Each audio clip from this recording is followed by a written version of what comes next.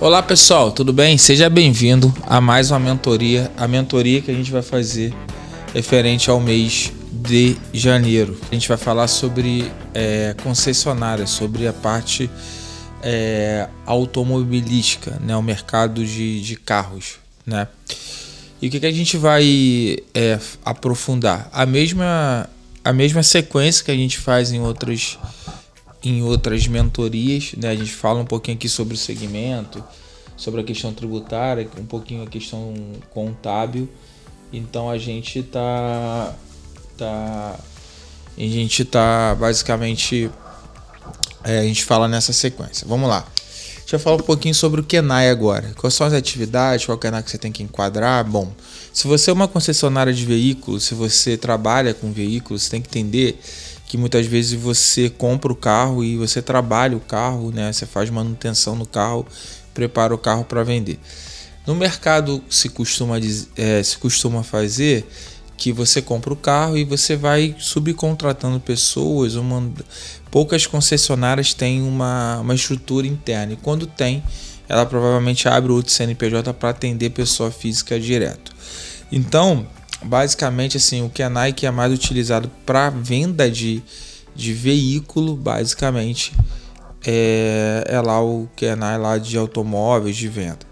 E também, se você trabalha com polimentos, se você trabalha com outros acessórios, aí é prestação de serviço normal. Então, essa mentoria aqui a gente vai falar sobre concessionários e sobre atividades fins da parte de carro. Bom, como é que funciona então? Quais são as legalizações e o alvará referente à parte de cada um ali, né?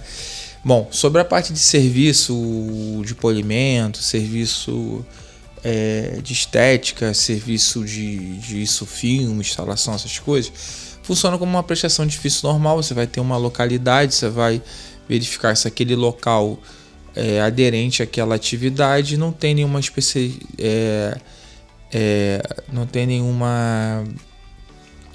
restrição de nada.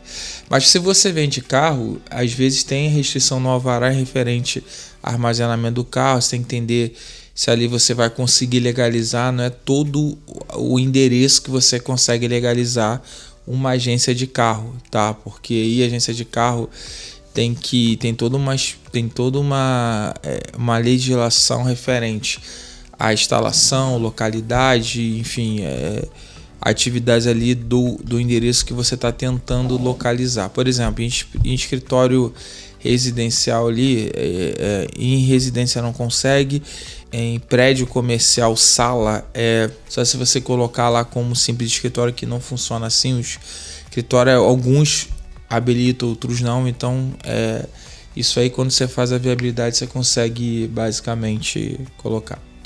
E aí a gente vai falar um pouquinho agora sobre a importância a particularidade da contabilidade e do financeiro. Bom, a contabilidade financeira tem um pouco de dificuldade. Na parte de serviço não, você não tem estoque, né? Então você entra o dinheiro, paga lá os funcionários, terceirizado, enfim, o material. Então na parte de serviço, o que acontece? Que às vezes o que você pode ajustar tributariamente? Você vender parte como serviço e parte como produto. Tá? Você instala uma multimídia, você vai vender como produto e pagar 4%, e quanto serviço você vai começar a pagar 6%. Então você já tem uma economia de 2%. Erro muito comum é você pegar uma nota, botar como serviço mesmo e acabar. Então tem essa oportunidade de você readequar a sua rota e referência se você presta serviço. Sobre a parte sobre a parte de venda de carro em si, de concessionária, você já tem um ponto bem crucial aí, que é o estoque. Tá? Então como é que funciona? Você compra um veículo por 30 mil e você tem que dar entrada no estoque, contabilizar ele como 30 mil e você revender ele por 50, 40 e fazer ali as adequações que você precisa fazer no veículo.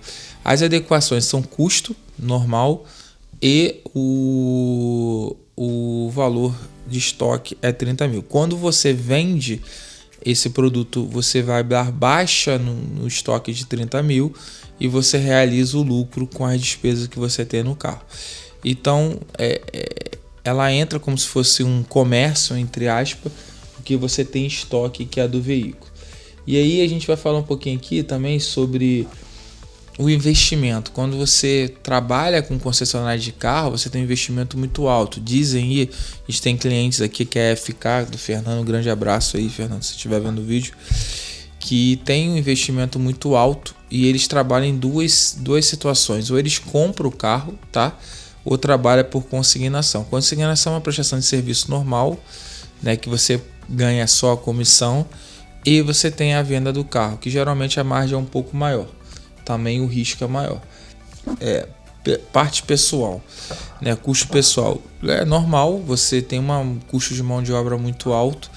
As concessionárias têm um custo de vendedor, então geralmente a comissão, muitos não são registrados ou são PJs, é um risco, tá?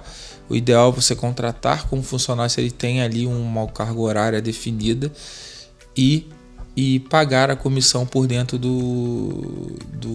É a prática do mercado? Não, a prática do mercado é você pagar por comissão somente, pagar ali talvez uma diária e não registrar, mas infelizmente isso é um risco muito grande.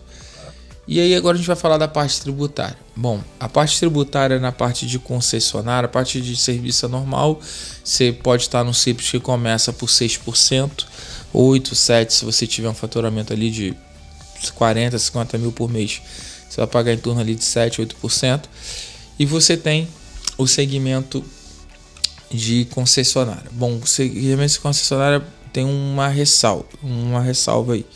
Você lembra que a gente falou que se você comprar um carro por 30 e vender por 50 mil, no Simples Nacional não tem nenhum benefício e que você tribute somente pela margem, você vai tributar em cima dos 50 mil, tá? E aí, na prática, o que acontece? Concessionária, ela geralmente não fica adequada dentro do Simples, porque ela não vale a pena. Por quê? Porque no Simples você tem a prerrogativa de pagar um ICMS fixo, e você reduzindo 90% da margem do carro, e você tem a vantagem de você abater o valor da compra do carro e tributar pela diferença. Então é uma prerrogativa que você só tem no lucro presumido ou no lucro real. Então acaba que as concessionárias em si vale muito mais a pena estar no lucro real e presumido do que no Simples. A não ser que você está ali no início, enfim, aí você consegue colocar. Então por isso também muitas concessionárias não tomam para si no mesmo CNPJ a parte de serviço, enfim, de polimento e tal, porque acaba que você utiliza dois segmentos em que um vale muito mais a pena você estar no Simples e uma tributação menor e o outro não. E aí, se você trazer um para dando a tributação do outro, você acaba pagando mais imposto. Por isso que geralmente é bem segregado isso. Inclusive nas concessionárias grandes você tem um CNPJ específico para...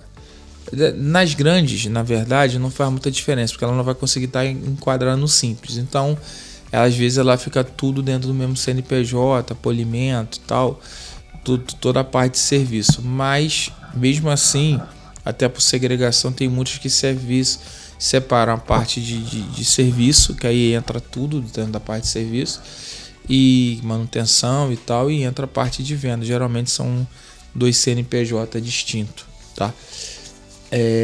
Então é isso, basicamente é essa parte. Se você tiver alguma dúvida, entre no comentário aqui, pode falar, tamo junto. Que 2026 agora é o primeiro mês aí que a gente está fazendo, seja um mês abençoado, que a gente comece a entrar com o pé direito, tá bom? E se você ainda não se inscreveu no Conecta SBF, a gente tem um portal onde a gente juntou todos os conteúdos, a gente disponibiliza lá. Clica aqui no link ou então bota no comentário o seu e-mail, a gente vai disponibilizar para você o acesso a essa plataforma que está sendo muito importante, tá bom? Grande abraço, fique com Deus, tchau, tchau.